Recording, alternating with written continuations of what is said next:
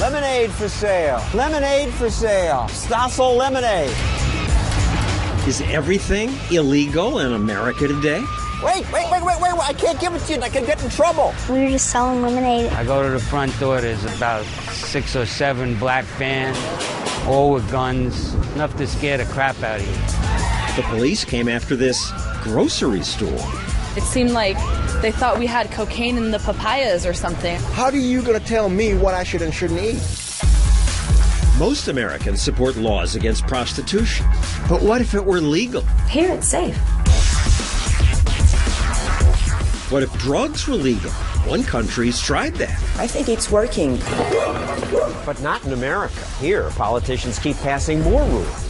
Every day I look over my shoulder, okay, what are they going to find illegal tomorrow? You have no idea what you're up against. This could happen to you. Show me the man, and I'll show you the crime. You say if you followed me around, you'd find 3 felonies?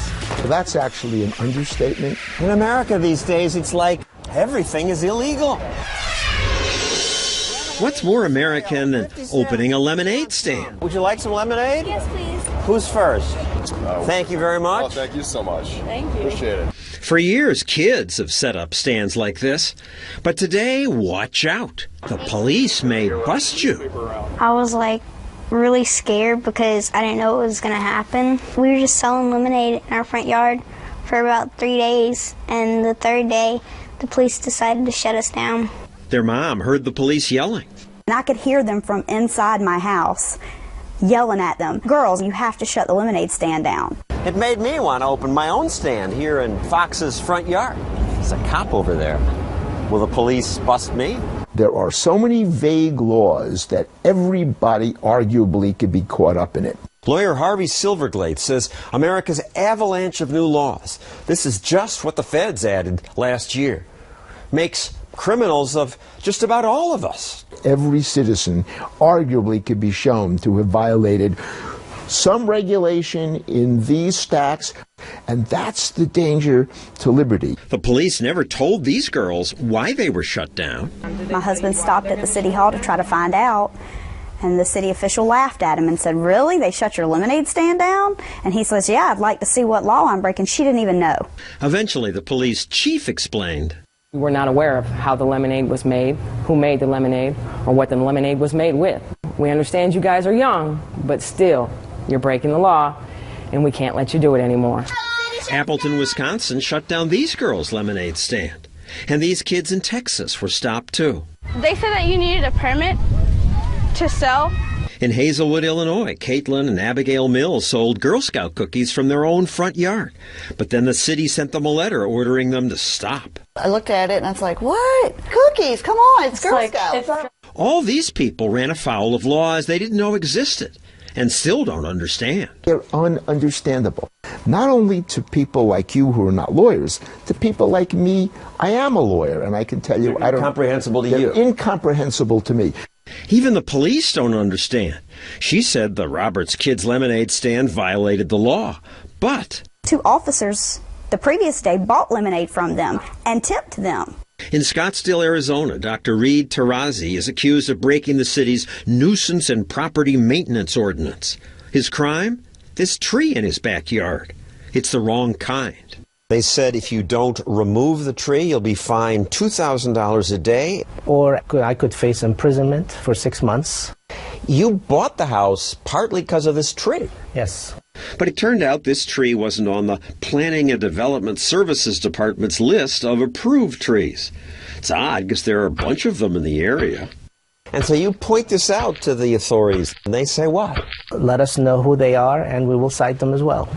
In California, Stephanie and Chuck Fromm were fined for holding Bible studies in their home. Need a conditional use permit, CUP, to hold meetings. Okay, and that's tricky. It goes down this road of traffic studies, earthquake studies, land studies. This can be tens of thousands of dollars. You then ask them, how many people make for a meeting?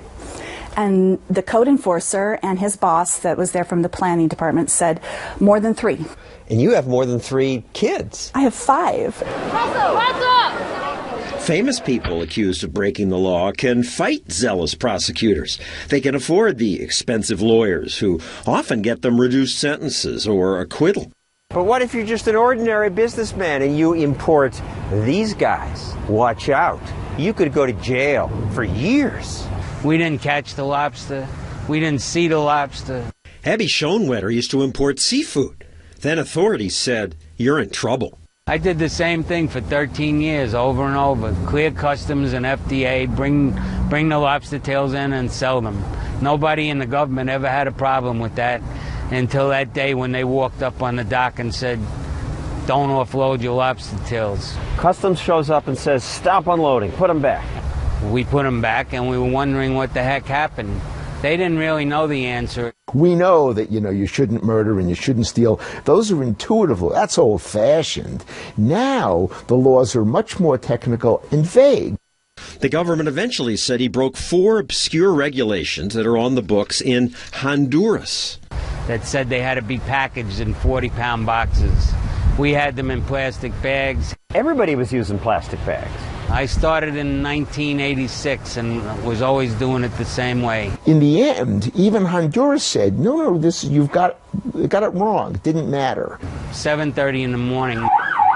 There's about 6 or 7 black vans. There's FBI, IRS, National Marine Fisheries Service, Customs. There's about 13 of them on my deck, all with guns. And that was just the beginning of Abby's nightmare.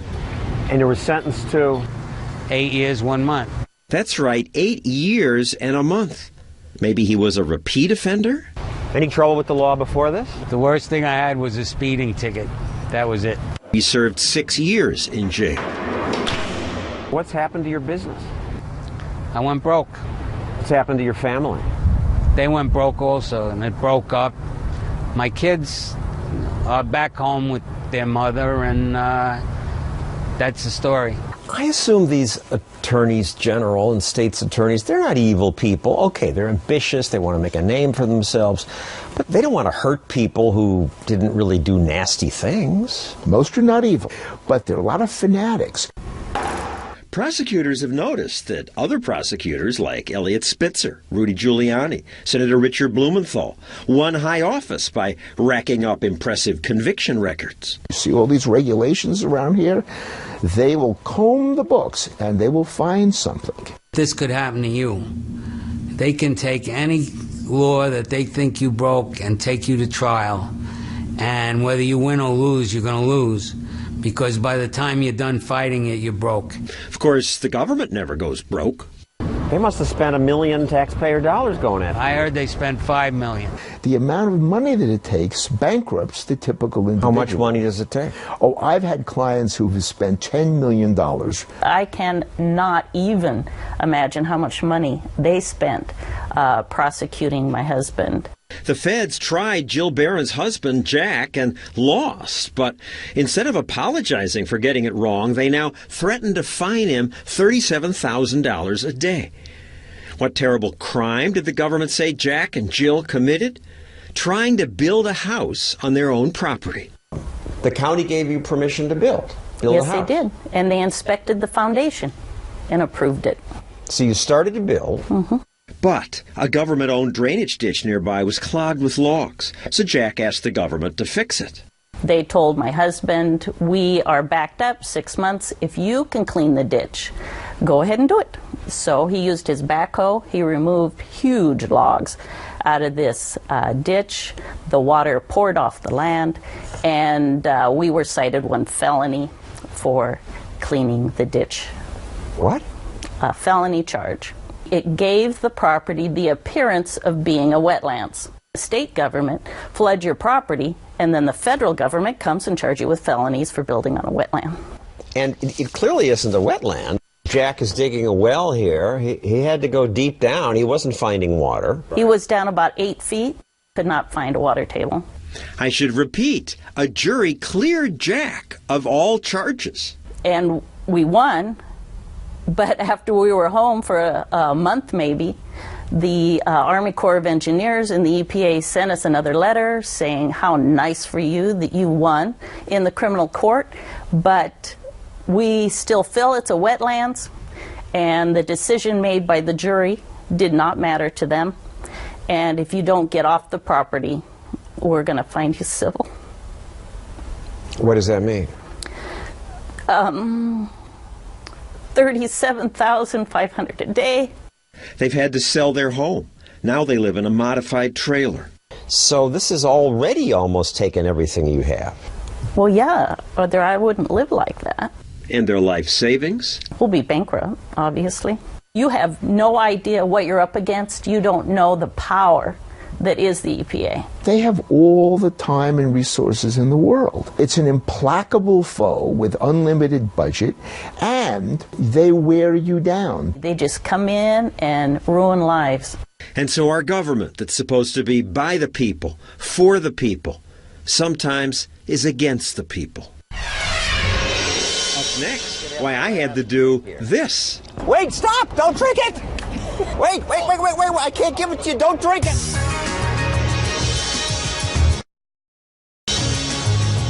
Lemonade for sale. The fact that American police now tell little kids that they don't have the proper permits to do this 50 cents. Made me wonder, What does it take to open a lemonade stand legally in America? A call to the New York City Information Department directed me to this website. This is supposed to make licensing simple. Oh, the wizard. They make it easy. Except, what? There were unintelligible questions. I need an EIN assistant, says the IR. What's an EIN assistant? Oh, an employee identification number. The government said I had to take a 15-hour food protection class to sell lemonade? Bicycle injuries. Equip bicycles with reflectors. I don't have bicycles. After this, there's an exam. Then I have to wait weeks to find out if I passed. And if I did, I'd have to buy a government-approved fire extinguisher. I got my fire extinguisher. Might be a fire out here. To do this legally would take months. Forget it. So I did this without a permit. Fox's lawyer gave me the okay if I didn't actually sell anything. I had to give everyone refunds and get the lemonade back. Wait a second. I shouldn't have sold it to you. I have to get it back. Of course, my customers thought this was crazy. It's a silly law. Many had once had their own lemonade stand. Did you have to get a license to open the stand? I'm from Canada, and we didn't need a license for a lemonade stand. Wait. Actually, I can't let you drink this because why? There are so many rules here. I'm not allowed to sell this to you. I have to give you your money back. What are the rules? I didn't have time to get all the permits. What? In Pakistan you can do nothing. You didn't need any permit in there. That's how it used to be in the United States. It was once easy to start a business here. Back in the 1920s, you take a poor, illiterate Irishman or an Italian, he goes out and buys a used car, paints the word taxi on it, and he's in business for himself. Walter Williams is now an economist, but as this old documentary showed, he got his start driving a cab. I made about $125 a week. But today, he couldn't buy a cab in my town unless he was a millionaire. Politicians here and in most cities now require every aspiring taxi driver to buy one of these medallions. No medallion, you're not legal. But these medallions now cost $1 million. Yes, very expensive. So expensive that only big companies can afford that. So now these drivers are not entrepreneurs, they're employees. Yeah, it's because of the medallion. I cannot drive my own car. It restricts entry, and the purpose of these licenses is to keep outsiders out. No, so it's that to create a inns, safe and orderly marketplace. You believe that? No, the purpose of the licensing is to keep outsiders out, so the inns can charge us higher prices. One of the few remaining places where it's still easy to start a taxi business is Washington, D.C. These drivers like that. It's the last bastion of free entrepreneurial system in the industry in America. But now this lobbyist wants to end that freedom. You have to regulate. He wants to bring the dumb medallion rule to Washington, D.C. He wrote a bill that would cut the number of taxis allowed in half. There's too many taxi cabs. These D.C. drivers don't think so. Kill the medallion bill! They like being allowed to work. But the lobbyist convinced this D.C. city councilman to sponsor his bill. We want to professionalize our taxi cab system. Professionalize the system? What's that mean? Well, we want to make sure that the customer has a good riding experience. That sounds good, but... What is this? What is this? Regulations already in the book subject every driver to petty harassment. This is unacceptable right here. Still, at least in Washington, the open entry rules allow newcomers to enter the business. Washington, D.C. is the only major city in America that allows an open entry. Isn't that good for poor people? No, it's not good. A medallion system is what is needed. But that squeezes newcomers out. And newcomers should be squeezed out. Why? Because this is a regulated industry. How much you get paid to lobby for this? Well, I get paid by the hour, and my rate per hour is $775. This man, you know, he's about money. I can't blame him. But don't hustle me. I'm told you're paid by the taxi king, Jerry Schaefer. He's using you to squeeze the competition out. I'm being paid not by the taxi king, but by the taxi... Bunch of taxi kings, kings and queens and jacks, to keep the little guys out. Well, by some kings, queens, jacks, and just some poor little folks. Poor folks rarely pay lobbyists, and if he gets his regulation, poor people won't become taxi entrepreneurs. But only a few are going to be able to afford it, if any. Washington has been sort of an open place for taxis, being able to become a taxi driver. That's good. We love it. So why monkey with good? When folks have some ideas about different legislation, our job is to implement it. You've only been here 4 years. How many laws have you gotten passed? Oh, many. We are very active here in my office legislatively. You ever repeal any? No, I don't think many have been repealed. Passing new laws adds to the power of politicians, but it makes it much harder to be an entrepreneur. They're going to run me out of business. I'm trying to get out of here!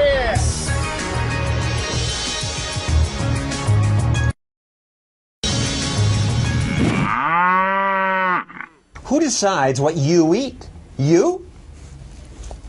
Turns out, no. Some towns banned Happy Meals. One banned all new fast food restaurants. My town's mayor wants to limit the salt I can eat.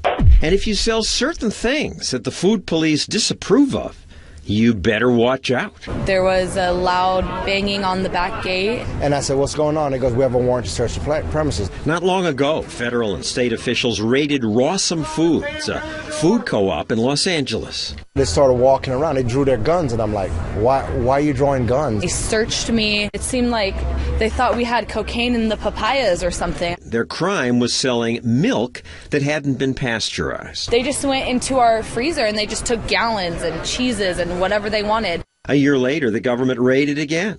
They also raided Sharon Palmer's farm, which supplies Rawsome with its natural food.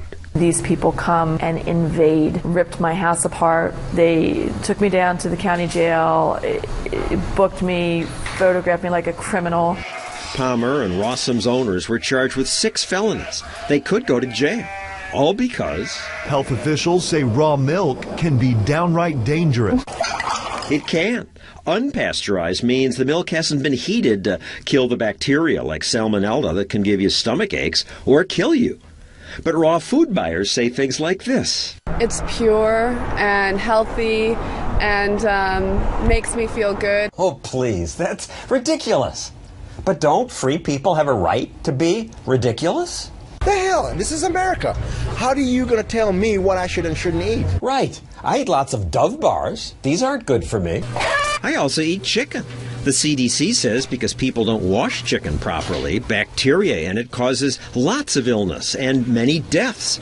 But we don't ban chicken. When the government gets between my lips and my throat, I call that an invasion of privacy. Joel Salatin's one of those back-to-the-earth foodies. Hey, pig. Why do you want to drink raw milk? Because I want to. I think it's healthier and it's good for me, and I've drunk it all my life, sometimes legally, sometimes illegally. Most states ban the sale of raw milk, just as they ban unlicensed lemonade stands. Wait, I can't give it to you. Don't drink it. I could get in trouble. Although my lawyer told me that if no one drinks it, I have to get it back. And I don't make any money, then this is probably legal. You're silly. That indicates this whole societal prejudice against terrible business people. You know, anyone who's in business is a cheater, a villain. The CDC says hundreds of people have gotten sick from raw milk. More than that have drowned in backyard swimming pools. I think we should fill in all the backyard swimming pools and outlaw them. Life is risky. You can die from it. I mean, ultimately, you and I should be able to choose our risk. I mean, I think eating Cocoa Puffs and eating Twinkies and drinking Mountain Dew is risky. But I'm not asking for a government to tell you that you can't do it. For 30 years, Salatin's farmed 500 acres in Virginia. Hey, turkeys. And he's seen government pass more and more rules. Every day I look over my shoulder, okay, what are they going to find illegal tomorrow? Salatin would like to slaughter his own animals to sell to his neighbors. But as with raw milk, it's only legal if he doesn't make money. You can go into the woods and shoot a deer, put it prominently on the hood of your blazer like an ornament, take it around town in the afternoon sun for a couple of hours, and then take it home, string it up in a tree until you skin it out, cut it up, and feed it to your children. And that's being a great American. But if I take one lamb or one pig and get all the neighbors together and we have a community killing like they used to do, and one neighbor pays me a penny, I'm a criminal. It's logical to think we need government to protect us. If that is what you think, that's fine. Go ask for government protection. But allow my customers and me who don't have faith in the government, let us opt out. Hey, pigs. Basic food freedom of choice should be as important as the freedom to worship, speak, or own a gun. What you doing, pigs? What about the freedom to record public officials doing public work? I'm a reporter. Coming up. Well, you going to jail? In America these days, you never know what's legal. You're going away. You're going to be arrested for trespassing. I did nothing. But can police legally arrest you just for filming the authorities? That's next. Our government adds thousands of new laws every year. The feds alone added 80,000 pages of new regulations just last year. Add in state and local laws, and we're drowning in rules. So just disobeying one of these could lead to the police locking me up. So given that the police have the power to lock me up or shoot me, it's important that we be able to keep an eye on them. Fortunately, that's easier today because even our phones have cameras. And a camera is a powerful tool for, as the Romans said, watching the watchman. You're going away. You're going to be arrested for trespassing. I did nothing. The problem is that often the watchmen don't want to be watched. In Jones County, Mississippi, a highway patrolman told Pete Ayer, "Stop your RV." Pete's an activist who likes to videotape encounters with authorities. Yes, sir. Open that side door for me, man. Turn that camera off, too. What's that? You filming? Yeah. Turn it off. How come? Are you filming me? Yes. Turn it off for me. He'd broken no traffic laws, but maybe the police were suspicious of shirtless, tattooed Pete and his big trailer with New Hampshire plates.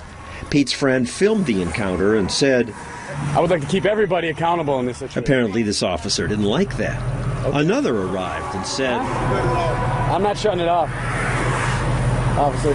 Well, you going to jail? Excuse me? The cops grabbed his camera and arrested him and his friends. They held us in jail, wouldn't let us make phone calls. After about 12 hours, the police let them go. They charged me with possession of a beer in a dry county because there was one unopened beer in the refrigerator of the RV. They had nothing else to stick on me. They couldn't charge him with filming the police because that's legal. And that's a good thing. Just outside my office, a cop claimed a bicyclist rode into him on purpose.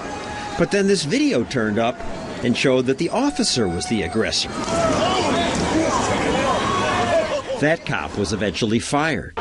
Maybe video like this is why some don't want to be filmed. You guys need something? This is my front yard. I'm just recording what you're doing. It's my right. Actually, not from the sidewalk. This is my yard. In Rochester, New York, when Emily Good heard police stopping a driver outside her house, she went out on her front lawn to film the encounter. One officer didn't like that. You're behind us officers when we're doing a traffic stop. I'm allowed to stand in my yard. We'll stand in your house. I'm allowed to stand in my yard. I'm going to stay in. I was in cotton pajamas. You could tell I was holding nothing. I don't think that there's any reason to feel threatened. All I have is a camera. I'm clearly wearing nothing. I have no weapons. It does not matter. You know what?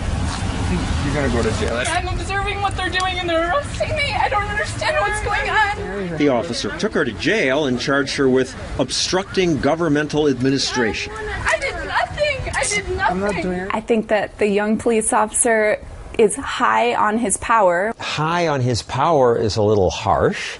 He's doing his job. No, it's not his job to take people, observers from their own property and put them in jail. A month later, Emily put this video online. It was viewed thousands of times, and some viewers criticized the police. So you post the video on YouTube, and they come back. In uniform, 4 officers. Police showed up outside a meeting of Emily and her friends and started writing tickets for parking violations, like parking farther than 12 inches from the curb. Can I see it? Can I see the ruler? Her friend taped that. Okay, that's 12 inches from the curb. After the media picked up on the story, the police chief said his officers' actions were inappropriate. Charges against Emily were dropped, but no officer was ever punished. They never are, as far as we know, even when they arrest news cameramen. Go away now! Go away now! Phil Datz tried to film a police pursuit. All right, you're going away. Okay, I'm walking away, but I'm asking you. Because it's an active scene and you're leaving. All right, no place. Go away. No. He went away. He moved across the street, but then the officer drove up to him there. Sorry, I told PIO, they told me to go back to where the door's open. Put it down. Put it down. Put it down. You're under arrest. They charged Phil with obstructing government. Did you obstruct the government? Absolutely not. At the point I was arrested, I was probably 1,000 feet away from the officers. Charges were dropped, but again, the officer was never punished. None of the officers who arrested Pete, Emily, or Phil would talk to us, but the head of one police union sent us this written comment. He says this has become a serious safety issue. I'm afraid something terrible will happen. Well, the opposite is true, because if the officers are doing the right thing, the video is going to show that. True. This hijacker rammed a cop car. The officer shot the hijacker, killed him, and then was exonerated of murder because this video showed he'd acted in self-defense. Are you recording me right now? Yes. Some officers now understand that it's just part of the job to be filmed. If you're a police officer, what do you want to do? Is make sure it's safe, right? Correct. Well, it should look good on YouTube either way. So let's give 3 cheers for Officer Matt Lyons of Oceanside, California. Make sure you get a good picture of me so you know exactly what I look like. It's refreshing to hear an officer welcome the camera. And remember, my name is Officer Lyons with the Oceanside Police Department. My badge number is 1093. God bless America. Coming up, should they have the freedom to sell sex? And should they have the freedom to get high? Legal drugs and sex work when we return.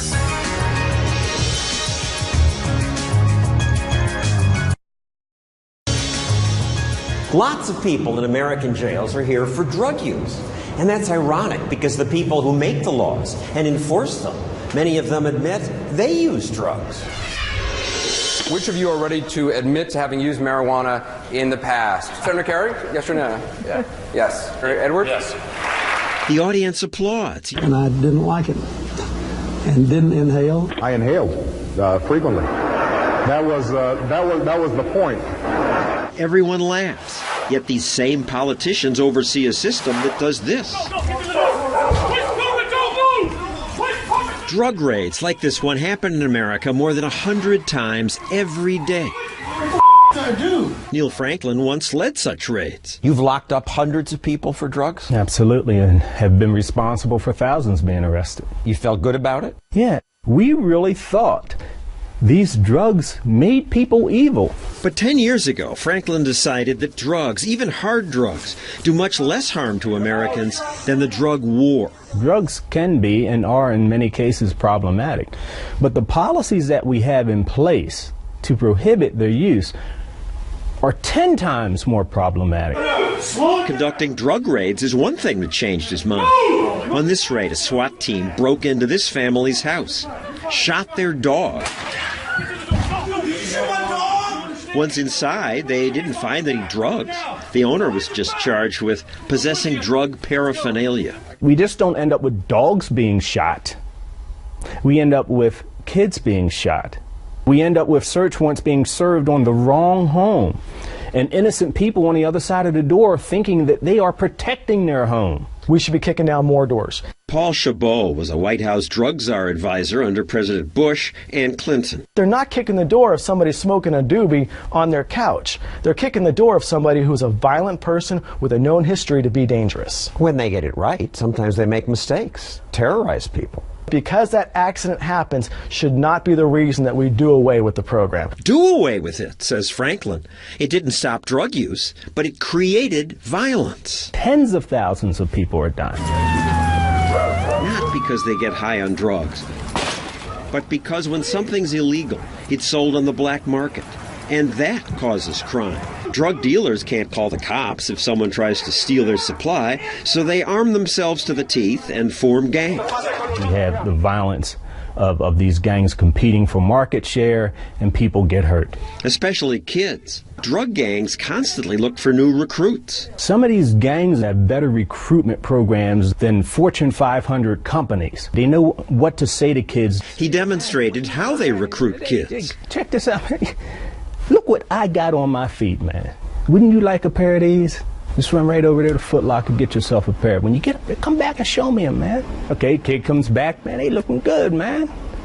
Wouldn't you like to be able to buy a pair of them every week? Man, if you hang out with me, this is what you could be. You could have this. A few days later, the dealer sees the kid again. What, you dissing me or what, man? You know you owe me. Well, you offered me sneakers. You got my $120? Oh, you don't? Okay, well, here's what you got to do. You hold this for me. That's all you got to do for me, all right? Just stand here. Just stand here and let me know when 5-0 comes, and you'll get to keep the sneakers. I got you. And if drugs were legal, people assume there would be more of that. No, so you don't understand. It is the policy of prohibition that causes that environment. And we don't have these kids on the corner, you know, I got a fifth of Jack Daniels here for you. You want that? Jack Daniels is sold by businesses in safe, well-lit places. There's no violence here because this is legal. But there used to be violence in places like this. Gangsterism was a natural sequel. Violent crime is why America ended its 9 years of alcohol prohibition. Al Capone, commissar of vice and corruption. We created organized crime. Al Capone. Organized crime existed well before Prohibition. But much less of it. Here's the murder rate about 80 years ago. It rose when alcohol was banned, dropped when it became legal again. If we were to do away with our drug laws and just sort of legitimize narcotic use in this country by saying let adults do what they do, we know statistically the drug usage numbers are going to skyrocket. But we don't know that. People think were it not for drug laws, drug abuse would be rampant. But Portugal decriminalized all drugs 10 years ago, and the number of abusers did not skyrocket. Actually, they have. In Portugal, which people often talk about today as a success, it's actually a blatant failure. We went to Portugal. He's just wrong. We had a huge problem with drug use. This man is Portugal's drug czar. We had around 100,000 people hooked on heroin. 15 years ago, heroin users shot up in the streets and junkies set up tent cities. Then, instead of doing what we've done, they tried something different. They decriminalized every drug. Crack, heroin, you name it. Is legalization. We have the most liberal model in the world. Drug use is treated more like a parking ticket than a crime. People caught with drugs, like this man found with hash, get a slap on the wrist, sometimes a fine. When the law passed, did stoned people run wild in the streets, taking heroin and crack? That's so not true. This woman served in Portugal's parliament. People now take a more responsible attitude towards certain drugs. There's no police after them to choose for them. Despite that freedom, independent studies found that the number of people who say they regularly do drugs stayed about the same. And more importantly, the numbers of addiction itself decreased a lot. We saw this woman openly smoking a joint near some police officers. But we saw more public drinking than drug use. Drug abuse is down, say authorities, and drug crime is down. The police forces were a little bit suspicious. At first, this police inspector had doubts about the law. But now he says it works. The level of conflicts on the street are reduced. Drug-related robberies are reduced. In fact, now the police are not the enemies of the consumers. And teen drug use is down. It brought some peace to these debates. But in America, the drug war rages on. Coming up, another war against prostitution. We don't sell access to the intimate self. It creates the idea that human beings are no different, no better than stuff. But these sex workers say, what is she talking about? I choose to do this. This is what I want to do. In these piles of laws, there is one law that most of you agree with, the ban on prostitution. In America, sex is okay, money's okay, but sex for money, that's forbidden. 7 women arrested and charged with soliciting prostitution. Do you have anything to say, ma'am? The women hide their faces. TV reporters treat prostitution like most other crime. We got exclusive pictures as Vice cops set up a sting at a Center City hotel. Cops, posing as Johns, easily lured 5 women to the high-rise hotel, even using the yellow pages. Even using the yellow pages. Think about that. It wasn't at all difficult for the police to discover the lawbreakers. Heck, the yellow pages in my town have 15 pages of so-called escort services. Sex work is common. Police ignore 90% of it. Yet when they do make busts, the implication is that the police saved the prostitutes. Jail just may be the safest place these high-end hookers have ever been. Really? Jail is the safest place these hookers have ever been? I doubt that. More importantly, where sex work is legal, there's little danger. Here in Nevada, for example. Here it's safe. We have a problem, the sheriff comes. Brooke Taylor says sex work is like any other sales job. I mean, we are entrepreneurs. We are independent contractors, just like any other business. She works at the Bunny Ranch, one of 28 legal brothels in America. Dennis Hoff is her boss. You're a pimp. You're exploiting these women. I'm not a pimp. I have a license to do this. All right, you're a licensed pimp. 500 women choose to rent out their bodies at his brothel. Your claim you're having fun? Oh, yeah. Being bought? Sold? Oh, you have fun when you have sex, John? If we were being bought or sold, we'd be crying and kicking and screaming when the transaction happened. Are we doing that? No. But wait a second. Don't you feel demeaned? Not at all. The U.S. State Department calls the act of selling sex for money inherently demeaning. Sex is supposed to be spontaneous. According to whom? Who made the sex laws? It's just for money. Right, well, don't you model for money? It's the same thing. Sex is different. Sex is more intimate. You're still showing your body or exploiting yourself. I choose to do this. This is what I want to do. I assume you have no other options. So you felt I have several options. Before I did this, I had a nice paying job. So why do you do this? Because I want to. These girls can go out on dates and give up sex, and it's fine. But if a guy leaves a $100 bill on the dresser, there's something wrong with that? Interesting question. It's not that complicated to appreciate why we don't want to legalize prostitution. I put it to former prosecutor Wendy Murphy. She's locked prostitutes up. We don't sell access to the intimate self. It creates the idea that human beings are no better than stuff.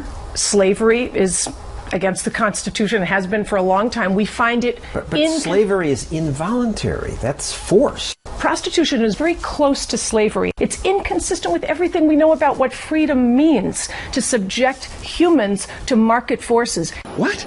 She lost me there. Humans are subjected to market forces all the time. Ever see a fashion show? Or a professional sports draft? Or a boxing match? 2 men could beat each other's brains in a boxing ring legally. Why shouldn't these girls be able to have sex for money? Sex workers told us sex is just a job, one better than some others. The girl at McDonald's doesn't love making burgers. The guy at Duane Reade doesn't love stocking toilet paper. Cammie Parker dropped out of a prestigious college because she wanted to do sex work. If I don't like somebody, I don't have to be with them. opposite of slavery, I think. Nevada's got it right. Not all of Nevada. In Las Vegas, it's illegal. They got lots of disease, lots of robberies, $2 million worth of property thefts reported last year. Prohibition does not work. If you want disease, if you want money going to criminals, then keep it illegal. By keeping this illegal, you kill people. People don't get AIDS tests. They're afraid to report crimes to the police. In Nevada, in parts where it's legal, there's no crime. Oh, please. You can't die of AIDS from prostitution if you can't engage in prostitution. You can't. But they do engage anyway, even when it's illegal. So people it's just underground. Okay, so people rob banks too. We can't regulate. Force stealing money from people. This is consensual. No, if big difference. People will want to do things that are harmful to them. I wish you could talk to the women from the Bunny Ranch about this, and I'd be like, I can save you. I was glad she said that because the sex workers had stayed to listen to her comments. You guys are beautiful. Now they came forward to join the conversation. They work in a legal place. They say it's great. We like it. We like it. It's your own choice. If you want to do it, do it. And if you don't like it, then leave. I'm happy that you're happy. That's terrific. The fact that you are having a good time is not an excuse to ignore the harm. Tell me why it's so bad for me. Darling, it isn't about you. And you say we get our souls sucked. I have been nothing but happy. I believe that the majority of prostituted women suffer harm that is so serious, I would compromise your freedom to protect the majority of women. Absolutely. So you want to basically tell everybody in the world what they can and can't do with their own bodies and take away everybody's freedom of choice. I would like to live in a world where people didn't hurt each other. You should be ashamed of yourself. The Senate Majority Leader agrees. The time has come to outlaw prostitution. Americans are nowhere close to accepting what you do. Because it's sex. Relax. It's just sex, America. Even if you support the laws against sex work or drug use, do we need all these laws? So many that no one understands them? So many that even the government admits it can't count them all? No! Let's get rid of some of these laws. That's our show for tonight. Get rid of laws. Good night.